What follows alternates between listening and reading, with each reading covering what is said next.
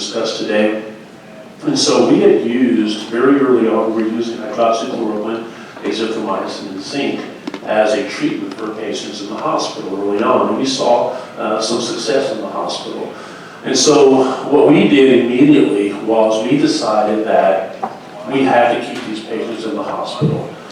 Evidence shows that when elderly folks go to the hospital, they generally, the mortality rate goes up significantly. 30% of COVID patients in the hospital were positive COVID. 30% of them don't leave the hospital. If they get on the ventilator, then up to 70% of them never leave the hospital. And so our goal was to keep the patients in the nursing home, make sure they did not go to the hospital, and at the same time try and treat them there. I knew that hydroxychloroquine was safe. I actually had experience with it myself. I took it for 6 weeks when I went to Africa. And so I took the medication every day, and I took actually doses that were higher than the treatment doses that we were giving to our patients. And so I knew that the medications were safe. My doses, as I said, was far, far greater. We assigned myself, another physician, a nurse practitioner, and a rounding nurse to that nursing home for the next 2 weeks, and we rounded on them daily. Now, if you know how nursing homes are, they were very well staffed. We essentially made the nursing home a medicine ward because we were very concerned that we were going to lose up to half of our patients. We checked EKGs on the patients as well, and what we found is that we had no cardiac side effects at all. The prolonged QTC interval that you talked about, we had 0 patients have a prolonged QTC interval, so the cardiac side effects are certainly overstated. The end result, we saw 37 out of 38 of the patients that we treated survived and recovered from COVID-19. Now, this was unheard of at that time. The pattern had been that you had large numbers of patients die. We certainly expect that we would have lost at least a third or maybe a half of our patients, but that did not happen here. By any measure, this was a success, and our actions very fortunately saved the lives of many of these patients. The currently accepted regimen in nursing homes now, and even for those who are outpatients, is just to ride it out. What I hear a lot of is they talk about, to send patients home and say you should just take Tylenol and just ride it out and you'll be okay. They basically tell these folks that you'll either improve or you'll get worse, and if you get worse, then you can go to the hospital.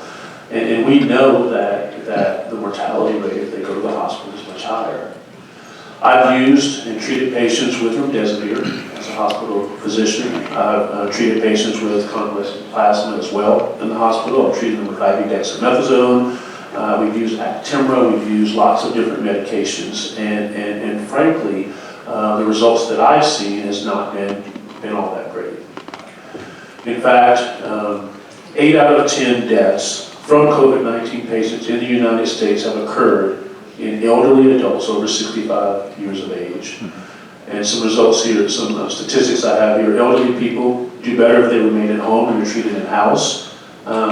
If their age is greater than 70 years, they were found to have a mortality rate of 20 to 27% early on in the pandemic. These were studies in China that were done.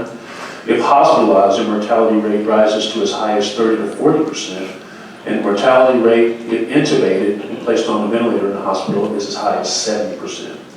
So treating these patients in their home environment was the best way, and treating outpatients at home with hydroxychloroquine is the best way. I wrote down here a quote from a physician that's well known in the Houston area. He's a cardiologist, Dr. Peter McCullough. He wrote, and I wanted to say it exactly as he said it because I thought it was profound.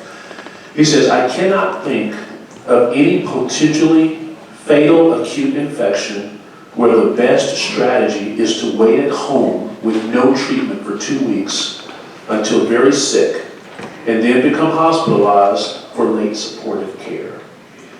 History will look back unkindly on the approach taken by hospitals, medical groups, the FDA, and other regulators in light of needless hospitalizations and loss of lives." So to me, this is not about politics at all. It's about life and death.